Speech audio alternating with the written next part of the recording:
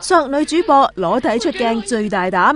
養生館適合夏季養生的項目還真不少。做過蔡依林、林俊傑等人嘅御用造型師，也最為合適的。上海電視台星上頻道主持康善橋喺上個月出街嘅節目裏面，帶埋媽咪去按摩館體驗。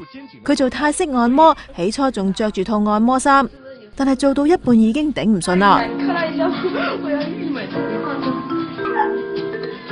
到誰了嗎？演師的一番解釋讓 Cici 消除了顧慮，但整個按摩過程中，從她表情來看，那是相當。對於一向少運動嘅佢嚟講，媽咪嗰邊嘅港式推油好似正啲。哎，我看到我媽媽這邊好像很舒服的嘛，精油開背好爽的感覺啊！二話不說就除咗件上身衫啦。